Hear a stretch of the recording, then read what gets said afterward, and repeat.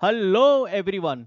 सो दोस्तों, मध्य प्रदेश में ITI training officer का नोटिफिकेशन फुल्ली तरीके से आउट हो चुका है और इस नोटिफिकेशन के अंदर सारी की सारी ब्रांचेस के बारे में बताया गया है कि कौन कौन एलिजिबल है, किसकी कितनी वैकेंसी है।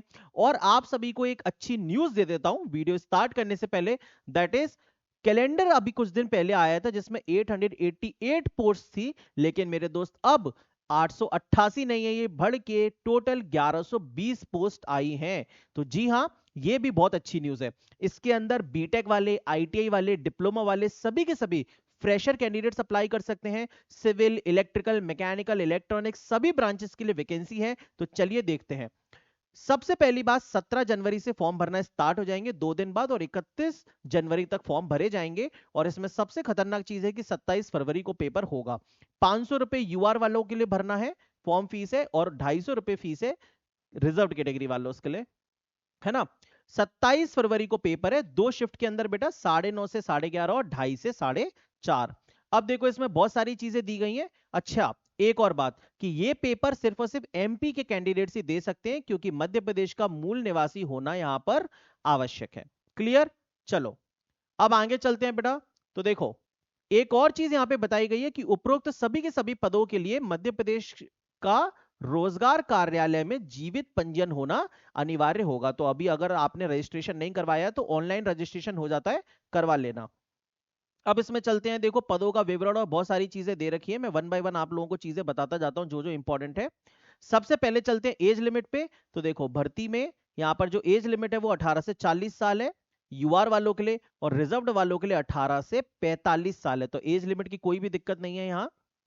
फिर केवल मध्य प्रदेश के मूल निवासी ही फॉर्म भर सकेंगे। और क्या क्या चीजें हैं देखिए, बड़ी इंपॉर्टेंट बात बताई गई है।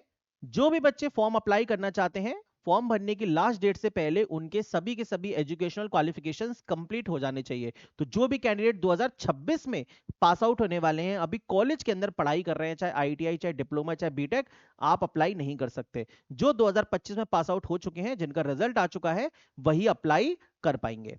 ठीक है, चलो ये भी क्लियर हो गया। पेपर के अंदर 75 क्वेश्चन और 25 क्वेश्चन पूछे जाएंगे बेटा। 75 क्वेश्चन टेक्निकल आपकी ब्रांच के आएंगे, और 25 क्वेश्चन विज्ञान एवं गणित, सामान्य ज्ञान मतलब जीके, तार्किक ज्ञान, रीजनिंग और बेसिक कंप्यूटर ज्ञान के 25 क्वेश्चन आने वाले हैं। पेपर ऑनलाइन नहीं होगा, पेपर लिखित परीक्षा होगी, मतलब ओएमआर बेस्ड आपका पेपर होगा। ठीक है, चलो अब इसमें हम सीधे के सीधे ब्रांचेस पे चलते। तो ये देखिए, ये पूरा का पूरा यहां पे दे रखा है हर एक ब्रांच का कितना कितना वैकेंसी है। तो जैसे कि सबसे पहले दे रखा है इलेक्ट्रॉनिक्स मैकेनिक का सीधी भर्ती और बैकलॉग इलेक्ट्रॉनिक्स मैकेनिक की 35 और 3। फिर डीजल मैकेनिक की 52 और 6। तो मैंने क्या किया है कि मैंने थोड़ा सा समराइज कर लिया है आप लोगों के लिए जल्दी देखने के लिए। तो देखो, ये मैंने किया है, तो इसमें आपको साफ साफ दिख रहा है कि इलेक्ट्रॉनिक्स मैकेनिक की टोटल 38 वैकेंसी है, डीजल मैकेनिक की 58, रेफ्रिजरेशन एंड एयर कंडीशनिंग की 29, ड्राफ्ट्समैन सिविल की 25, इलेक्ट्रीशियन की 227 वैकेंसी है भाई। समझ गए? तो जितने भी इलेक्ट्रिकल वाले बच्चे हैं, तालियां बजा दो। चलो फटाफट।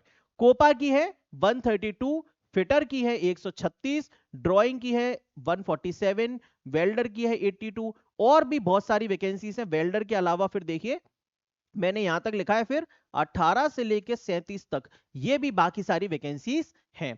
सारी की सारी वैकेंसीज मिला के टोटल 1120 यहां पर हो जाता है हिसाब किताब। तो इलेक्ट्रिशियन वाले बच्चों के लिए बहुत ही अच्छा मौका है। सभी के सभी इलेक्ट्रिकल के कैंडिडेट्स बढ़ चढ़ के इसमें हिस्सा लीजिए। 27 फरवरी को आपका पेपर है।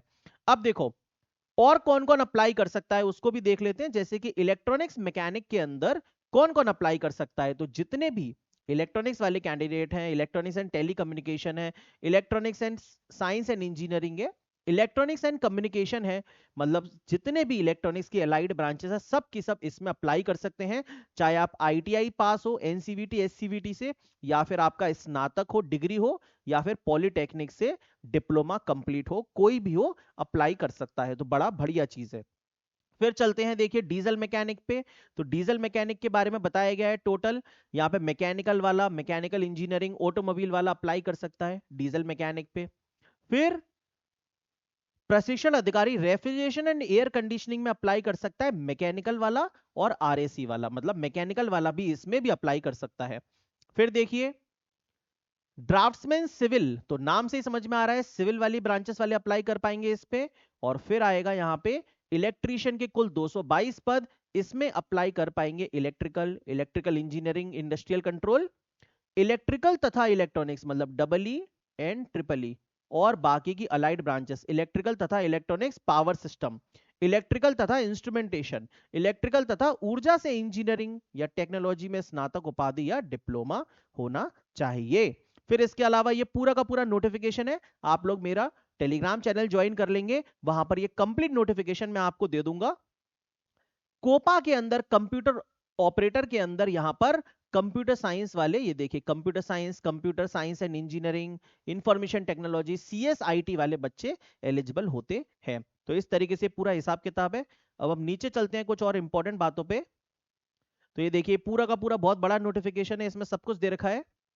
अब देखो दोस्तों, बताया गया है कि आवेदक के पास न्यूनतम शैक्षणिक अर्हताएं, आवेदन पत्र भरने की तिथि को अनिवार्य रूप से पूर्ण होना चाहिए, मतलब पहले ही आपके पास डिग्री वगैरह सारी होनी चाहिए, ऑलरेडी बता चुका हूं।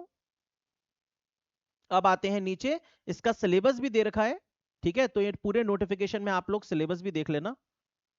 अब इसमें नीचे परीक्षा का दिया होगा, ये देखो, परीक्षा इन सभी के सभी शहरों में होगी, मध्य प्रदेश के भोपाल, इंदौर, जबलपुर, खंडवा, नीमच, रतलाम, रीवा, सागर, इन सब जगह पेपर होगा आपका।